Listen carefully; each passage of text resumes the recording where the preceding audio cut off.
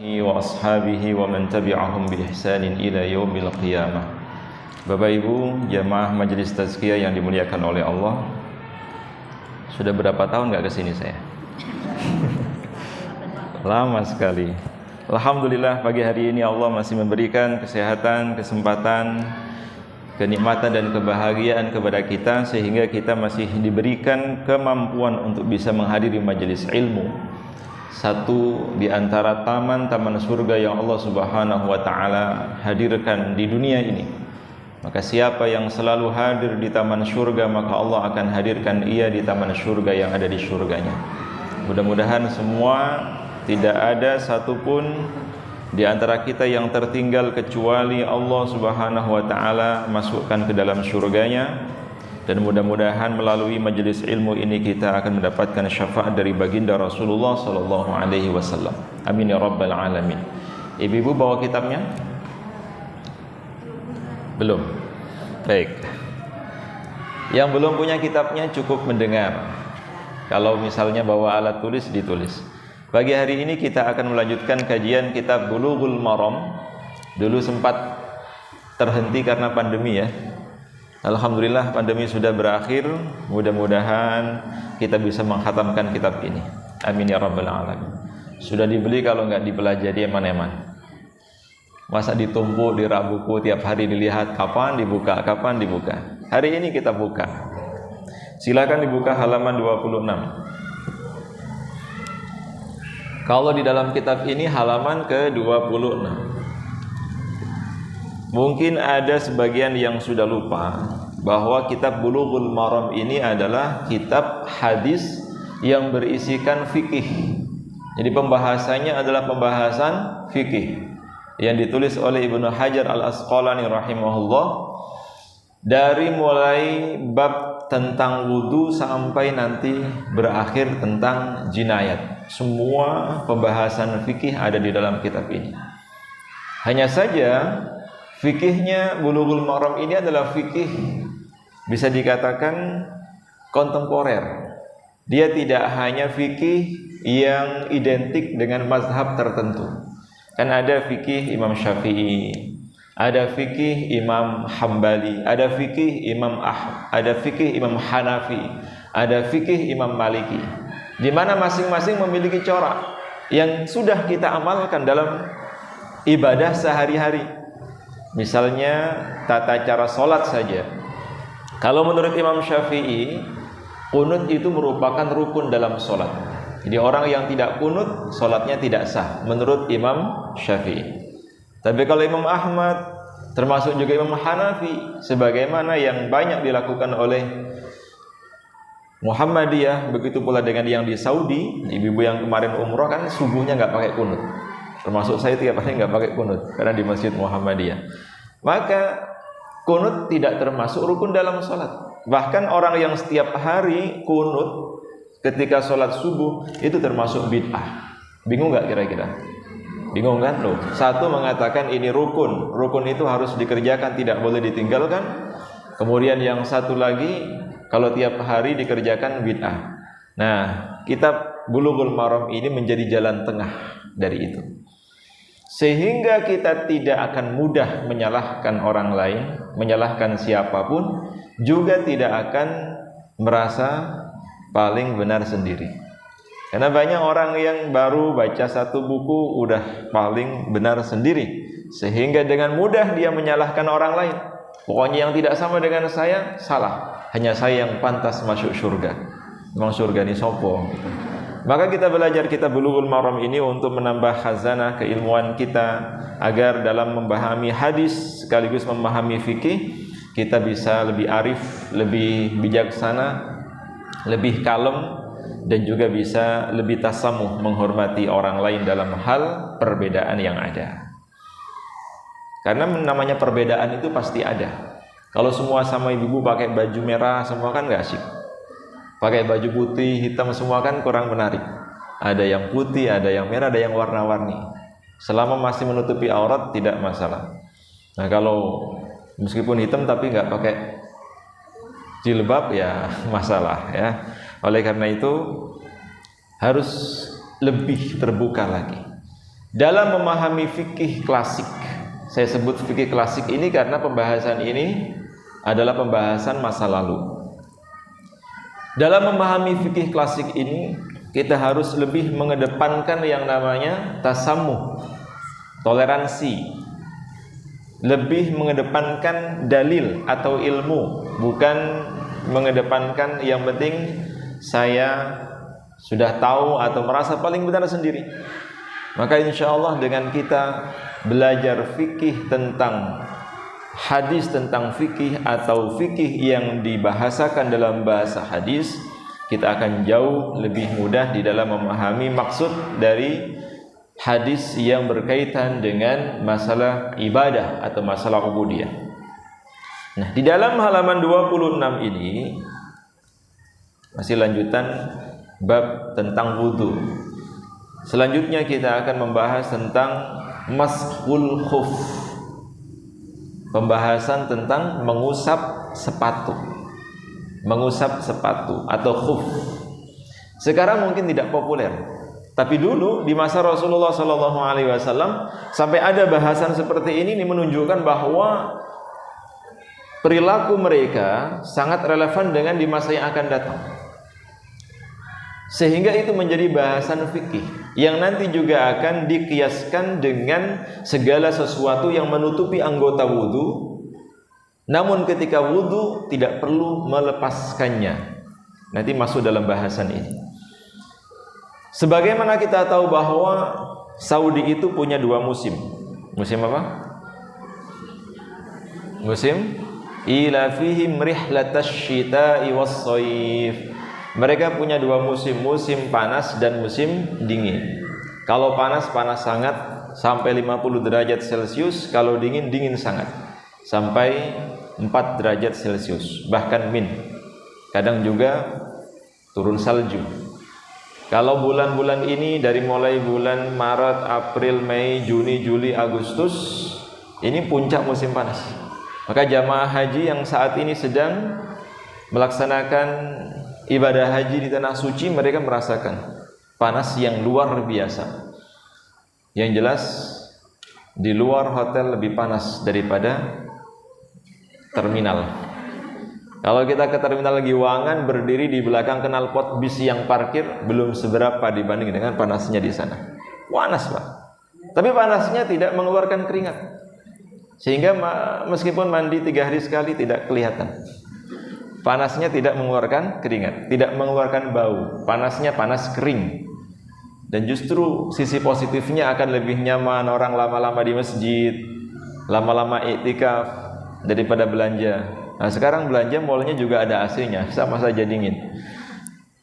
Kadang banyak jamaah yang tidak terasa, tidak haus, karena memang kering.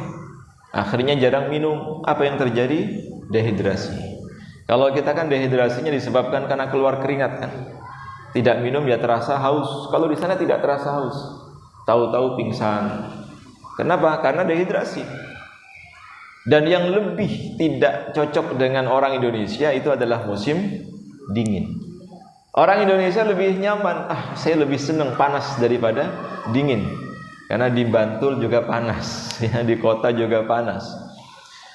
Kalau dingin justru lebih rentan dengan keadaan sakit. Karena memang kita hanya punya 2 musim. Musim penghujan dan juga musim kemarau. Sekarang kemaraunya belum keluar-keluar. Ya, masih penghujan terus. Daerah tropis ini kan lembab, sehingga tidak kuat dan tidak mampu apabila bertahan di daerah kering atau daerah dingin. Biasanya harus penyesuaian. Kalau nggak kulitnya kering, mulai bintik-bintik, gatal-gatal, bersisi, mengelupas, tahu-tahu berdarah, perih ketika terkena air. Dingin pun sama. Banyak jamaah kita yang tidak sanggup, tidak kuat menahan cuaca dingin daripada panas. Karena dinginnya di luar hotel lebih dingin daripada di dalam hotel. Kalau di dalam hotel bisa menghangatkan suhu, tapi kalau di luar hotel tidak ada pemanas tuh, pasti dingin.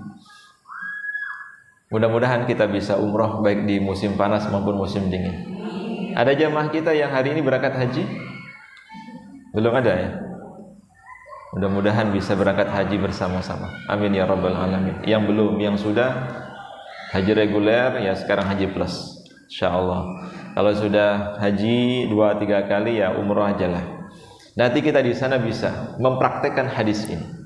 Dulu di masa Rasulullah SAW, terutama dalam keadaan musim dingin, dari mulai November, Desember, Januari, Februari, atau bahkan bisa maju, ketika musim dingin, apalagi di sana dinginnya dingin sangat, air itu bisa terasa lebih dingin daripada air es.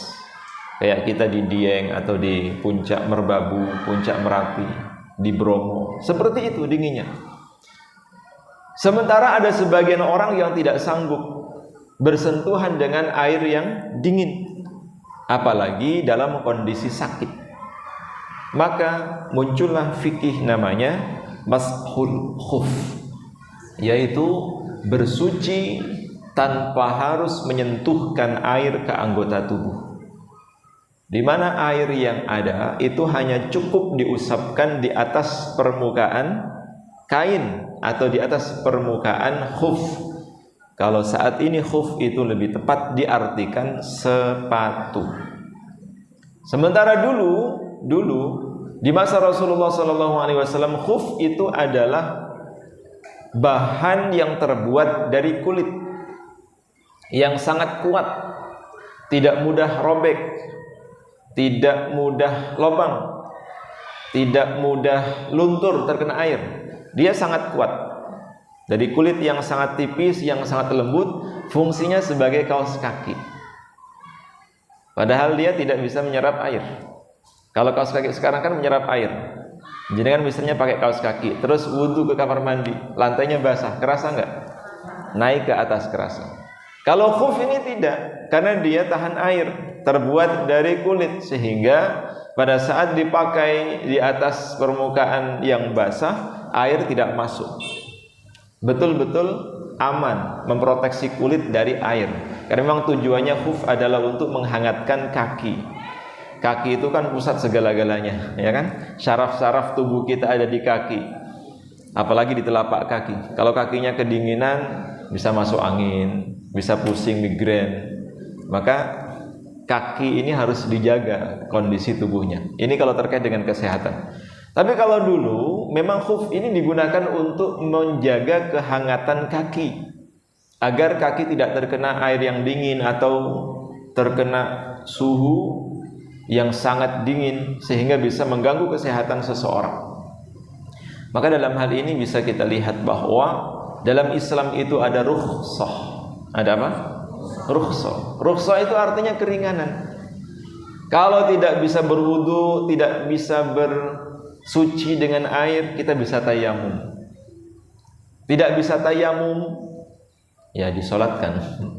Orang itu paling enggak minimal tayamum untuk bersuci, ditayamumi. Karena kalau tayamum kan cukup hanya mengusap 2 anggota tubuh, wajah dan tangan, tidak lebih dari itu. Nah, ada satu lagi. Kenapa sampai ada bahasan mashul khuf? Bukan karena dingin, bukan karena penyakit, tapi saat itu juga dikondisikan dengan ketersediaan air. Jangan bayangkan seperti di sini ya, air melimpah ruah, bahkan meskipun kemarau tidak pernah kekurangan air, tidak pernah kekeringan, air selalu ada. Kalau dulu di sana tidak. Jadi yang ulang umroh kan bisa membayangkan, bisa membandingkan antara jalan sepanjang Madinah Mekah yang tandus gersang kering kerontang dengan jalan di sinilah, mana ini? Godean ke arah Kalibawang gitu. Beda nggak? Beda kan? Kalau di sana hanya coklat, kemudian bebatuan, padang yang tandus, di sini hijau semua, indah. Maka bisa dibayangkan. Kalau di sini kan ada selokan Mataram, sehingga tidak pernah kemarau kan?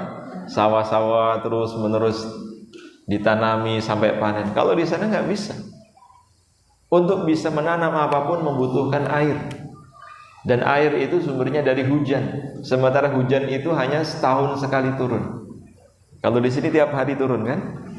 tengah malam hujan, pagi hujan, siang, sore hujan. Kalau di sana hujan itu baru turun setahun sekali. Setahun sekali. Itu pun sebentar. Sudah setahun sekali, hanya sebentar. Bisa membasahi apa gitu. Maka bersyukur ya Bapak Ibu tinggal di Indonesia ini sudah merupakan sekeping tanah surga. Indah Indonesia ini. Maka harus kita jaga, harus kita rawat. Nah, adanya fikih itu sangat ditentukan oleh keadaan. Keadaannya seperti itu, kemudian lahirnya sebuah hukum. Kalau seandainya Islam itu datang di Indonesia, Rasulullah itu diutus di Indonesia, mungkin tidak ada pembahasan ini, betul nggak?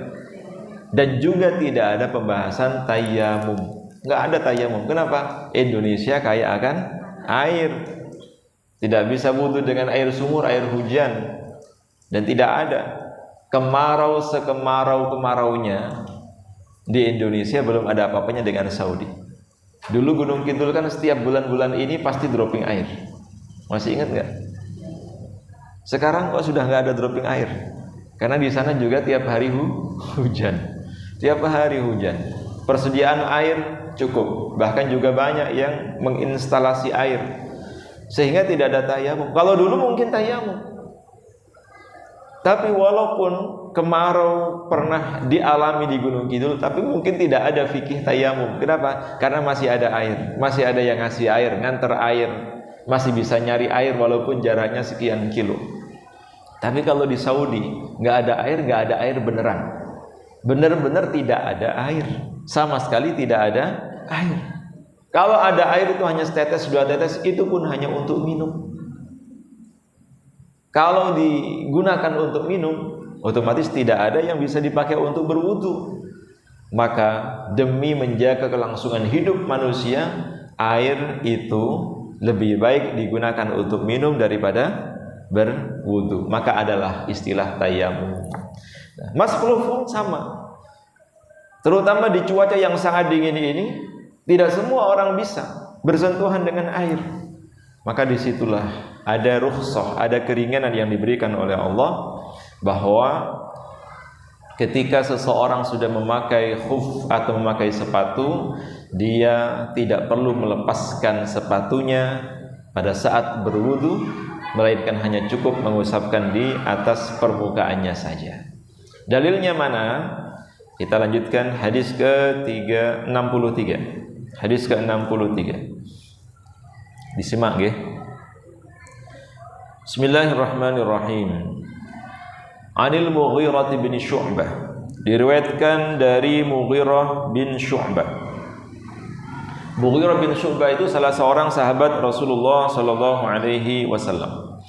Salah seorang sahabat yang dekat dengan Rasulullah, selalu khidmat kepada Rasulullah, menyiapkan segala kebutuhan Rasulullah dalam hal apapun.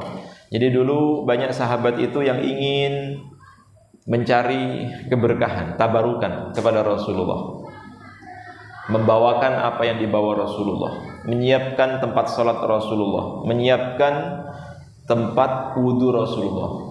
Mungkin kalau di sini dulu Pak Slamet ya, menyiapkan meja untuk Ustadz, menyiapkan mic-nya. Hari ini siapa?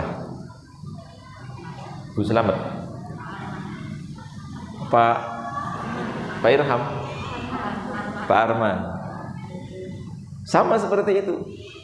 Sahabat yang memang begitu dekat dengan Rasulullah, menyiapkan segala kebutuhan Rasulullah, termasuk ini, namanya Mughirah bin Syu'bah. Suatu hari Mughirah bin Syu'bah berkata, "Kuntu ma'an Nabi sallallahu alaihi wasallam." Aku dulu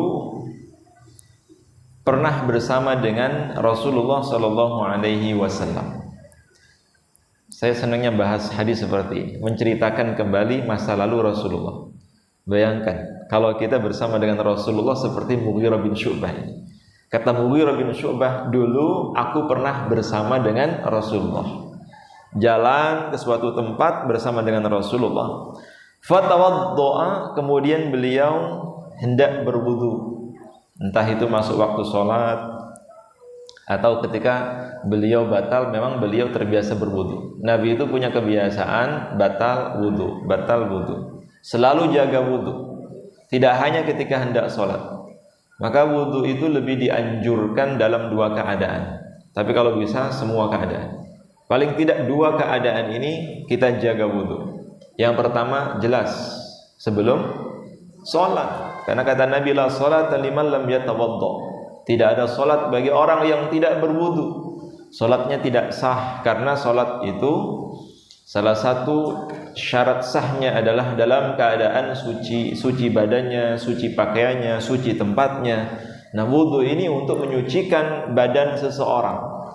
Maka kalau ingin sah solatnya, dia harus berwudu dengan sempurna.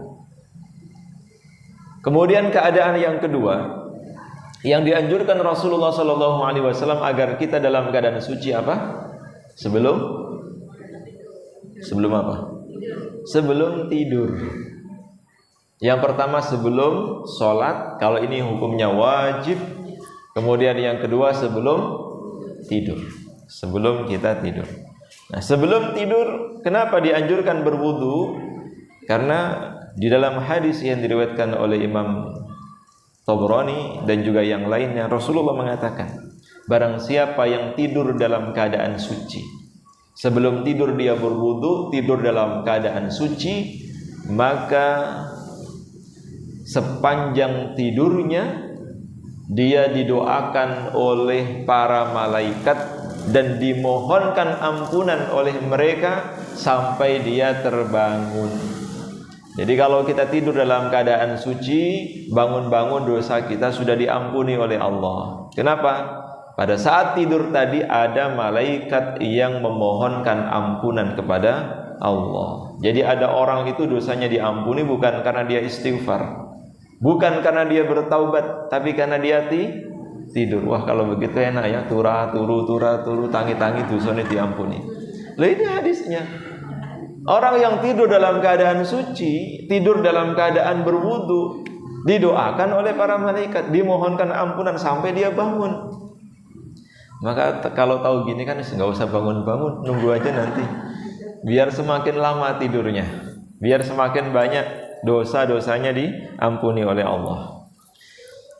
Tapi kalau bisa dalam semua keadaan, sebelum bepergian wudu, sebelum belanja ke pasar wudu. Karena di pasar banyak jinnya. Jangan diupload kalau ini ya, banyak jinnya nanti protes. Di pasar banyak godaannya maksudnya. Maka kenapa kalau kita keluar dari bin Daud itu kan ada doanya itu. Ada yang hafal doa keluar pasar? Masuk pasar, keluar pasar, hafal? Ada tulisannya nggak di pasar? Ada. Doa sahih yang diajarkan Rasulullah ketika masuk pasar. Ketika keluar pasar, doanya apa? La ilaha illallah wahdahu la syarikalah, lahul mulku wa lahul hamdu, yuhyi wa yumitu wa huwa ala kulli syai'in qadir. Oh, itu doa. Iya. Doa yang kita baca setiap selesai sholat itu loh. Benar enggak? Itu doa keluar masuk pasar, keluar masuk mall. Maka di pintu keluarnya bin Daud itu kan ada tulisan la ilaha illallah wahdahu la syarikalah, lahul mulku wa lahul hamdu wa huwa ala kulli syai'in qadir. Siapa yang sebelum masuk pasar, keluar masuk pasar, baca doa itu selamatnya, enggak kesambet. Aman ya. Diskon 70%, enggak tertarik. Biasa. Sudah baca doa. Tapi kalau belum baca doa, lihat diskon 20%, wah udah makin semangat belanja. Baca doa sebelum masuk pasar, terutama dalam kondisi suci berwudu. Dalam hal apapun, termasuk suami istri yang mau berhubungan dianjurkan berwudu terlebih dahulu. Maka orang yang terbiasa dalam keadaan suci selalu jaga wudu sampai dia meninggal dunia pun dalam keadaan suci. Meninggal dunia dalam keadaan suci, nggak usah dimandikan, dia sudah suci, tinggal disolatkan, tapi tetap dimandikan. Nah, Rasulullah ini tidak dijelaskan berwudu mau apa, mau sholatkah, berwudu atau ketika beliau mau tidurkah, tidak dijelaskan. Pokoknya kata Mughirah bin Syu'bah, ketika aku bersama dengan Nabi, beliau hendak berwudu. Ketika beliau hendak berwudu, fa'ahwaitu, lalu aku menurunkan tubuhku, ya, membungkuk maksudnya. Nabi pada saat itu duduk seperti ini. Mughirah bin Syu'bah datang lalu membungkuk di depan Rasulullah, li'anzigha khuffaihi. Aku bermaksud untuk melepaskan kedua sepatu beliau. Mau dilepaskan. Sebetulnya Nabi bisa melepaskan sendiri. Tapi para sahabat itu ingin tabarukan kepada Nabi, ingin melepaskan sepatu Nabi. Nabi tidak ingin dilepas oleh mereka, tapi mereka yang ingin, saya lepaskan wahai Rasulullah. Begitu. Nah, kalau misalnya suami istri ya begitu.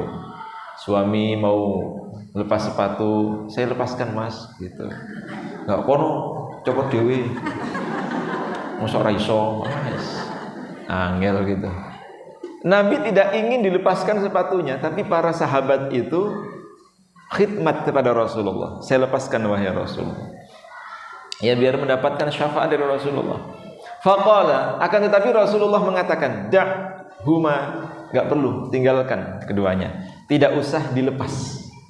Sahabat ini sudah berniat melepaskan sepatu Rasulullah agar ketika Rasulullah berwudu, air itu bisa sampai kepada kaki beliau. Tapi aneh pada hari itu, beliau mengatakan tidak perlu, nggak usah, tidak usah dilepas. Ya sama misalnya kalau malam mungkin ya, sebelum tidur, Nabi pada waktu itu musim dingin. Jadi kalau tidur tetap memakai kaos kaki, tetap memakai sepatu lah istilahnya. Pada saat beliau sebelum tidur, beliau berwudu. Dikira para sahabat beliau akan melepaskan sepatu itu. Karena namanya syarat sahnya wudu, bahkan rukun wudu itu adalah membasuh kaki. Ada 5 anggota wudu yang harus dibasuh, harus kena air harus masuk ke dalam pori-pori kulit. Salah satunya adalah kaki. Artinya kalau seseorang ketika berwudu kok kakinya masih kering, jangankan secara keseluruhan, hanya mata kakinya saja masih kering, ujungnya saja yang basah, maka wudunya tidak sah. Maka hati-hati kita kalau berwudu, jangan tergesa-gesa. Pada saat membasuh tangan itu termasuk rukun wudu. Kau hanya sampai pergelangan tangan, sikunya masih kering, tidak sah wudunya. Begitu pula dengan ketika mengusap wajah, masih ada make upnya, air belum bisa masuk, wudunya tidak sah. Jadi sebelum dibasuh dengan air wudu, harus dipastikan wajahnya bersih terlebih dahulu dari sisa-sisa make up yang mengandung minyak. Atau bisa dengan make up yang tembus air. Biasanya murah kalau ini, atau malah mahal. Make upnya harus tembus air untuk bisa sampai ke dalam pori-pori kulit. Kalau tidak sampai ke dalam pori-pori kulit, entah kena minyak dan seterusnya, wudunya tidak sah. Maka ketika ibu-ibu habis masak, goreng apa gitu, mau berwudu, basuh tangan dulu pakai sabun. Dianjurkan sebelum kita mengusap wajah kita, telapak tangan kita sudah harus dalam keadaan bersih, dibasuh, dicuci dengan sabun sehingga air bisa masuk ke dalamnya. Minyak, cat kuku dan seterusnya yang menjadi penghalang masuknya air ke dalam kulit bisa bersih. Gitu nggih? Nah, tapi aneh, dalam persepsi sahabat itu yang namanya wudu kaki harus basah. Tapi saat itu Rasulullah melakukan sesuatu yang di luar pengetahuan para sahabat. Ini ilmu baru kata mereka. Biasanya wudu itu harus membasuh kaki. Kok kata Nabi gak usah dilepas? Para sahabat hanya memperhatikan apa yang akan terjadi.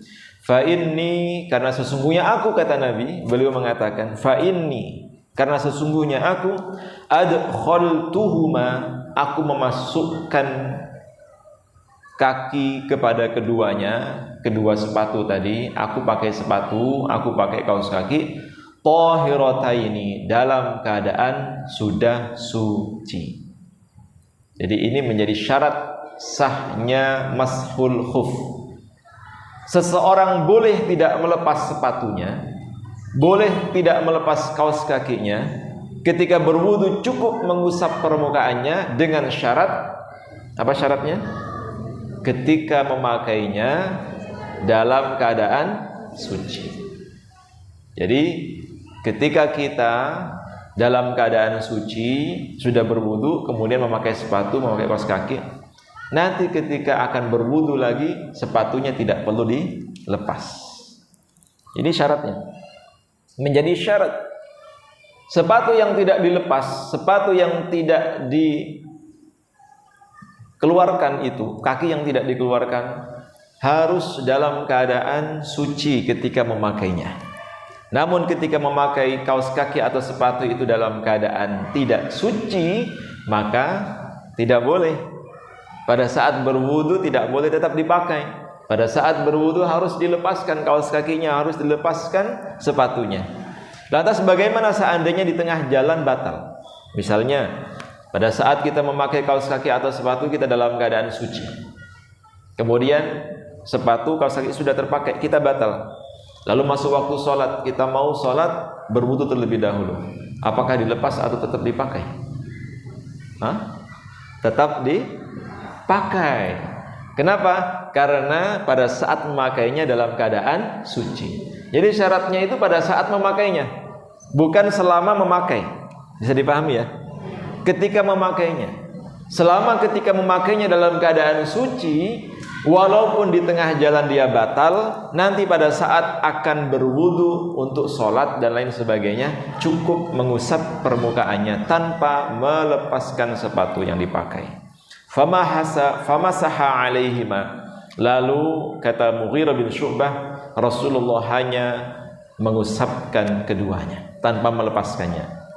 Jadi satu hadis ini mengandung banyak sekali penjelasan. Yang pertama, adanya rukhsah, adanya keringanan dalam Islam, bahwa syariat yang dibawa oleh Rasulullah SAW itu memudahkan, bukan menyulitkan. Dalam kondisi tertentu, misalnya sakit atau cuaca yang sangat dingin, maka ketika kita berwudu tidak perlu melepaskan kaos kaki, sepatu atau yang semisalnya yang menempel pada anggota wudu, melainkan cukup mengusapkan di atas permukaannya. Namanya rukhsah. Kemudian yang kedua yang bisa kita ambil dari hadis ini adalah adanya keterlibatan para sahabat dalam membantu Rasulullah SAW untuk melakukan aktivitas ibadahnya. Rasulullah itu kalau beribadah apapun selalu ada sahabat. Jadi sahabat itu tidak pernah lepas dari Rasulullah kecuali sholat malam. Kenapa? Karena sholat malamnya Rasulullah itu dilakukan di mana? Di rumah, di kamar, bukan di rumah ya, di kamar. Sholatnya Rasulullah di kamar, sehingga yang tahu bagaimana sholatnya Rasulullah ketika malam itu hanya Aisyah, istri beliau. Tapi juga Rasulullah pernah sholat malam di luar rumah, di masjid. Itu pun hanya sesekali, tidak menjadi rutin, tidak menjadi aktivitas yang setiap hari dikerjakan. Sehingga para sahabat pernah menyaksikan itu. Tapi rutinnya setiap harinya Rasulullah di rumah. Adapun selain sholat malam seperti puasanya Nabi, sampai duduknya Nabi, apalagi ibadahnya Nabi, semua disaksikan oleh para sahabat. Tata cara sujudnya Nabi, rukuknya Nabi, iktidalnya Nabi, sampai salamnya Nabi, semua disaksikan sahabat. Baca Qur'annya Nabi didengarkan para sahabat. Memang begitu, Rasulullah itu diutus untuk mengajarkan kepada para sahabat. Bukan terus diam-diam, jangan sampai ada orang tahu. Maka dalam hal ini ibadah itu dibagi menjadi dua bagian. Ada ibadah yang memang harus diperlihatkan. Orang lain mau tidak mau pasti tahu. Ibadah yang tidak boleh dilakukan secara diam-diam, apalagi sembunyi-sembunyi. Contohnya apa? Sholat berjamaah. Yang namanya berjamaah ya baris, mengisi soft-soft yang ada, ketemu jamaah lainnya. Pada saat salam apalagi tetangga kanan kiri ditoleh. Tidak bisa kita sholat berjamaah nunggu sampai sepi, apalagi sendirian di kamar mandi, nggak bisa. Sholat berjamaah mau tidak mau harus dilihat orang lain. Umroh, haji, walaupun tidak pamitan, tahu-tahu selfie di depan Ka'bah. Oh, umroh. Orang tahu. Ketika di sana kumpul orang sedunia jadi tahu maka tidak bisa ibadah ini dilepaskan dari orang lain. Tapi ada juga ibadah yang dianjurkan untuk dilakukan secara sembunyi-sembunyi. Bahkan kalau bisa, selain ibadah yang dianjurkan secara terang-terangan, kita lebih banyak melakukan ibadah yang dilakukan secara sembunyi-sembunyi. Cukup hanya Allah yang tahu. Seperti apa? Zikir, ya. Zikir kita nggak perlu orang lain tahu. Sehari sholawat sampai 100.000 misalnya, nggak perlu pakai mic, tetangga kanan kirinya mendengar, cukup dalam hati. Puasa pun sama. Lah, kalau ada buka puasa bersama, ya belum tentu juga orang yang ikut buka puasa bersama itu berpuasa. Memang nggak ada yang tahu. Sholat malam, sholat sunnah, kalau bisa cukup hanya Allah yang tahu. Sedekah kita walaupun terang-terangan baik, tapi sembunyi-sembunyi jauh lebih baik. Tidak ada orang yang tahu, jauh lebih baik. Memaafkan kesalahan orang lain nggak perlu diumumkan, cukup Allah yang tahu. Sebab biasanya kalau diumumkan hanya jadi konten biasanya. Maka ibadah seperti ini memiliki nilai yang luar biasa. Ibadah yang dikerjakan secara sembunyi-sembunyi itu tidak hanya sekedar sebagai rutinitas. Bahkan dalam hal sedekah disebutkan oleh Allah dalam Al-Quran, wa in tukhfuha wa tu'tuhal fuqara'a fahuwa khairul lakum. Sedekah yang kalian lakukan secara sembunyi-sembunyi dan engkau berikan secara langsung kepada orangnya tanpa pengetahuan siapapun, itu jauh lebih baik dan Allah akan mengampuni dosa-dosa kalian. Ini dapat bonus, selain lebih baik juga mendapatkan bonus, Allah akan mengampuni dosa-dosa kita. Diam-diam transfer, nah itu sedekah terbaik itu. Walaupun tidak dicatat, tidak disebutkan namanya. Ada hal-hal yang memang harus kita sembunyikan. Jangan sampai semua ibadah kita terang-terangan, semua orang tahu, tapi yang antara kita dengan Allah tidak ada sama sekali. Justru kalau bisa, yang kita perbanyak adalah cukup hanya Allah dan kita yang tahu. Orang lain tidak perlu tahu kecuali hanya ibadah-ibadah wajib saja. Kalau sekarang kan semua orang harus tahu. Sampai menu makanan hari ini, yang dimasak hari ini semua orang tahu kan? Habis masak, tata di meja makan, di foto, uploadnya. Ayo makan, tak tunggu kirimannya.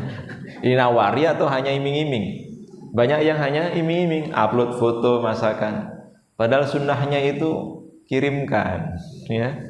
Idza tabaqta maraqatan fa'akthir ma'aha wa ta'had jiranak. Kata Nabi, kalau kamu masak sampai aromanya itu sudah tercium, maka perbanyak kuahnya, bagikan kepada tetanggamu. Resikonya kalau kita masak kok dapurnya terbuka, aromanya kemana-mana, wajib ngasih cicipan ke orang yang mencium aromanya. Wah, ini perusahaan catering ya, atau lagi hajatan, ya konsekuensinya seperti itu. Ini baru aroma loh ya, baru aroma. Kadang orang yang hidungnya buntu juga nggak nyium. Apalagi ini diupload, di foto jelas sekali, bentuknya menggiurkan, buat orang ngiler, terus diupload, orang jadi tahu. Itu pertanggungjawabannya berat itu di akhirat. Orang hanya tahu diiming-imingi tanpa dikasih. Tapi jangan ya. Kalau bisa tidak semua ibadah kita perlihatkan. Ada yang kita sembunyikan.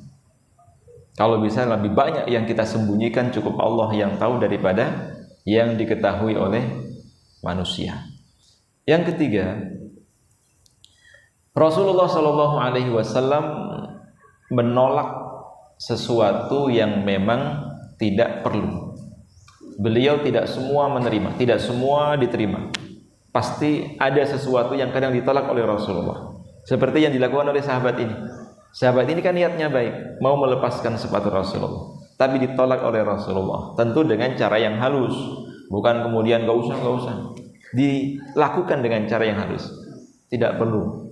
Ternyata Rasulullah waktu itu akan mengajarkan sebuah ilmu. Sama halnya dengan ketika beliau dikasih sesuatu, tidak semua yang dikasihkan kepada Rasulullah itu diterima. Ada beberapa hal yang ditolak oleh Rasulullah SAW. dengan cara yang halus, bahkan diberikan kepada sahabat yang lain. Datang salah seorang sahabat bawa satu tundun kurma yang sudah masak, dihidangkan di hadapan Rasulullah SAW sampai 3 kali, ditolak oleh Nabi, disuruh bawa pulang atau disuruh ngasih ke orang lain. Sampai ketiga kalinya dia datang lagi menghadap Rasulullah, lalu dia mengatakan, wahai Rasulullah, ini hadiah, baru diterima oleh Rasulullah. Lah kenapa yang 2 sebelumnya tidak diterima Rasulullah? Karena akadnya beda. Sahabat yang datang membawa kurma ini mengatakan, Rasulullah, ini hak zakat saya untuk jenengan. Nabi tidak menerima. Kalau Nabi, keluarga Nabi, ahlul bait Nabi, keturunan Nabi tidak boleh menerima zakat. Zakat itu konotasinya kotor, tidak layak diterima oleh Rasulullah, orang suci. Tapi kalau hadiah boleh. Nah, sahabat ini membawa setundun kurma itu bukan dalam rangka sebagai zakat, tapi sebagai hadiah kepada baginda Rasulullah SAW. Baru diterima oleh beliau.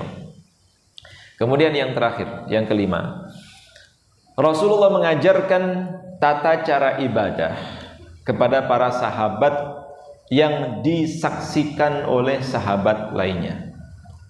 Jadi kalau ada syariat turun, Nabi tidak diam-diam, pasti dipanggil para sahabat itu, kemudian diperlihatkan kepada mereka bahwa ada tata cara ibadah yang menyesuaikan kondisi keadaan yang saat itu sedang terjadi.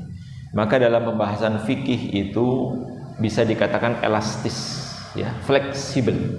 Fikih itu fleksibel, tidak kaku, tidak saklek, fleksibel. Misalnya seperti yang tadi saya sampaikan, ada orang yang terluka tangannya, padahal tangan itu anggota wudu, lalu digip atau dikasih perban sehingga tidak bisa menyebabkan masuknya air ke dalam pori-pori kulit. Boleh enggak dia pada saat melaksanakan wudu, ketika akan membasuh tangannya cukup diusapkan di atas permukaannya? Boleh, boleh. Dan ini juga boleh dilakukan oleh seseorang ketika dia menunggu pasien yang sakit. Misalnya jenengan nunggu orang tua atau mertua atau suami atau anak, ya, sakit, mau sholat, sementara ada air. Kalau ada air nggak boleh tayamum. Idza wujidal ma batalatit tayamum. Selama masih ada air tidak boleh tayamum. Tayamum itu boleh kalau tidak ada air. Nah, di pesawat itu kan ada air. Ya, pesawat air itu pesawat orang banyak. Dan kamar mandinya tidak boleh dalam keadaan basah, tidak ada keran. Maka lebih dianjurkan tayamum. Meskipun ada tata cara berwudu yang lebih efektif, yaitu dengan hand sprayer. Yang penting anggota wudu yang 5 itu basah, wajah, tangan, kepala, dan kaki. Adapun telinga, hukumnya sunnah. Telinga itu sunnah, boleh diusapkan, boleh tidak. Jadi misalnya jangan langsung membasuh wajah, tidak pakai kumur-kumur. Nah, kalau hand sprayer masuk pakai kumur-kumur, ya, cukup membasuh wajah, selesai. Kemudian kedua tangan sampai di atas siku, selesai. Yang ketiga mengusap rambut sampai selesai, langsung kaki. Nah, yang telinga ini hukumnya sunnah. Maka kita bisa melakukan praktek ini. Keluarga pasien yang sakit itu cukup diusap-usapkan saja. Boleh nggak mengusapkannya pakai apa? Waslap, pakai kanebu? Itu kayak motor aja kanebu. Boleh dilap-lapi pakai handuk, itu waslap, ya. Itu sudah cukup. Tidak mengharuskan air itu mengguyur sampai menetes. Jadi berwudu itu tidak mengharuskan air itu membasuh sampai menetes, sampai kerucuk-kerucuk kayak wudunya orang Indonesia. Begitu keluar dari tempat wudu basah kuyup, apalagi musim kemarau. Kalau bisa ketika kita berwudu, gunakan air seirit mungkin, sesedikit mungkin. Apalagi kita hidup di daerah di mana air itu harus beli. Kalau airnya beli, bayangkan. Terus diterapkan seperti di Indonesia ini. Yang jelas air yang terbuang ketika kita berwudu jauh lebih banyak daripada yang kita pakai untuk berwudu. Betul nggak? Pada saat kita buka keran, air itu kan terus-menerus keluar. Kita hanya mengambil hanya sedikit untuk mengusap wajah. Ketika kita mengusap wajah, air itu masih mengalir. Beda dengan keran di Saudi. Di Masjidil Haram, Masjid Nabawi, kerannya itu serba otomatis sekarang. Toilet di bandara pun otomatis pakai sensor kan. Air itu hanya keluar ketika kita letakkan tangan di bawah keran ya. Kalau yang umroh 2013 belum ada itu, masih manual dibuka kerannya. Tapi kalau sekarang banyak jamaah Indonesia yang belum paham, dipukul-pukul kerannya, prak prak prak prak.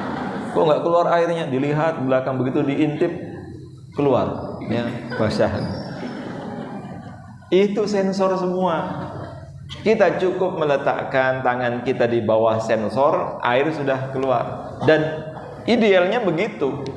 Begitu tangannya sudah tidak di dekat sensor, airnya berhenti. Kan menghemat sekian banyak kubik tuh. Beda dengan keran model di Masjid Istiqomah. Beda, coba lihat belakang itu. Nanti ganti Pak Irham ya, ganti yang sensor Pak. Biar menghemat air. Ini keran kita buka sudah seperti pemadam kebakaran. Karena lubangnya besar. Kalau di beberapa tempat, bahkan dulu yang masih ada manual sekarang di Saudi itu lubangnya seperti sedotan. Ya kan? Dulu di tempat-tempat mengambil miqat termasuk sekarang. Kalau jenengan bisa menyaksikan di Muzdalifah di Mina, kamar mandinya baru, semua pakai sensor. Kalau dulu kan masih uliran kan? Tapi walaupun uliran, lubangnya kecil. Di miqat itu lubangnya kecil, sedotan gitu. Sekarang sudah tidak ada yang uliran. Semua serba sensor, serba otomatis. Kita letakkan tangan di dekat keran, air keluar. Kita lepaskan, kita jauhkan, air terhenti. Gitu. Maka jamaah Indonesia itu harus diedukasi dulu, biar paham. Di sini serba otomatis, nggak perlu dipukul-pukul, apalagi pakai sandal, plak plak plak. Mungkin buntu dikira kayak di rumahnya. Di rumahnya banyak lemaknya jadi buntu. Kalau di sana nggak ada buntu. Itu yang paling efektif. Nah, pada saat kita sendiri dalam kondisi seperti itu, sakit atau dalam perjalanan, maka fikih ini bisa diterapkan, terutama ibu-ibu. Sehingga sebagian ulama kontemporer mengkiaskan mashul khuf, mengusap sepatu itu dengan mengusap anggota tubuh lainnya, terutama di tempat terbuka yang mana menutup aurat itu lebih wajib dibanding dengan sekedar mengusap anggota wudu. Misalnya ada tempat wudu umum terbuka ini. Kalau di beberapa masjid kan tertutup ya, laki-laki sendiri, perempuan sendiri. Dulu tempat wudu di depan Masjidil Haram itu terbuka, sekarang sudah tutup, sudah nggak ada. Jamaah Indonesia, apalagi simba-simba itu dengan pedenya melepas jilbab taruh di atas. Ada yang pakai rok dicincing sampai lutut. Ini bukan di Indonesia, Mbah, gitu. Orang lalu lalang kanan kirinya. Maka kalau dalam kondisi seperti itu bisa diterapkan ini. Ibu-ibu yang terbiasa pakai kaos kaki tidak perlu kita melepas kaos kaki. Terutama juga fikih safar, yang paling penting fikih safar, karena memang adanya mashul ini ketika safar. Nabi tidak sedang di rumah, tapi Nabi ketika saat itu sedang dalam perjalanan, ketika beliau sedang safar. Nah, kita pun ketika safar, terutama ibu-ibu yang pakai sepatu kulit gitu, ketika touring ya, maka tidak perlu diusap, tidak perlu dilepas. Taruh di masjid, keluar masjid hilang. Mana hilang? Itu yang membuat orang trauma. Keluar dari masjid, sandalnya hilang, sepatunya hilang. Karena masjidnya tidak safety. Kalau masjidnya ada locker, ada CCTV, aman. Meskipun ada tulisan kawasan ini diawasi CCTV, CCTV-nya mati, orang itu sudah takut gitu. Kalau misalnya kita dalam kondisi seperti itu, tidak memungkinkan melepas sepatu atau kaos kaki, cukup diusapkan. Apalagi ketika di Masjidil Nabawi, di Masjidil Haram, ya. Tempat wudhu dengan tempat kita sholat posisinya sangat-sangat jauh. Orang bisa keluar tapi belum tentu bisa masuk. Kalau sudah keluar nggak bisa masuk. Beda kalau di Masjid Istiqomah naruh sajadah, orang nggak berani nempati, nggak berani pindah. Di sana jangankan sajadah, kasih kursi aja, kursinya dipindahkan. Di mana ada tempat kosong pasti akan diisi oleh orang lain. Maka mashul khuf itu bisa diterapkan. Ketika jenengan sudah memakai kaos kaki, tidak perlu kaos kakinya dilepas, cukup diusapkan di atas permukaannya. Cukup diusapkan di atas permukaannya. Tidak perlu diusap-usap, apalagi di bagian bawahnya, tidak perlu, cukup di permukaannya. Nah, sebagaimana dalam hadis berikutnya saya bacakan ya. Hadis ke-64. Biar dua hadis, tidak hanya satu hadis. Walil arba'ati, dan menurut arba'ah. Arba'ah itu ulama ahli hadis yang keempat. Yang empat selain Imam An-Nasai. Illa An-Nasai, kecuali Imam Nasai. Anna Nabiy sallallahu alaihi wasallam, bahwasanya Nabi sallallahu alaihi wasallam masaha a'lal khuffi wa asfalahu. Beliau mengusap bagian atas permukaan khuf dan bagian bawahnya. Wa fi isnadihi dhaifun. Akan tetapi sanadnya dhaif. Jadi tidak benar. Artinya yang diusap Nabi itu hanya permukaannya, atasnya saja. Tidak menyeka jari jemarinya, juga tidak mengusap bagian bawahnya.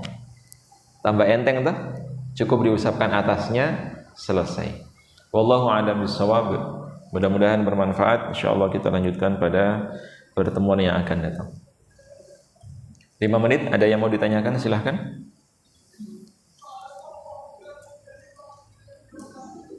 Bapak Ibu yang mau bertanya. Ya. Ada 2 pertanyaan dari utara dan selatan. Assalamualaikum warahmatullahi wabarakatuh. Saya sekarang kan lagi perang ke kota Kena ya. Ya. Apakah betul-betul itu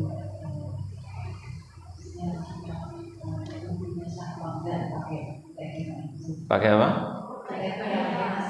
Oh.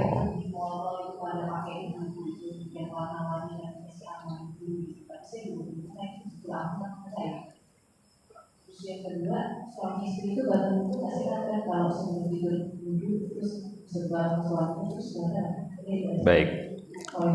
Waalaikumsalam warahmatullahi wabarakatuh. Selanjutnya satu lagi. Iya. Tidak usah pakai mic, tidak apa-apa, insyaallah kita akan salam. Yang saya tanyakan cuma ini tadi wudhu, tentang wudhu misalnya darurat itu bisa dilakukan. Iya. Tapi saya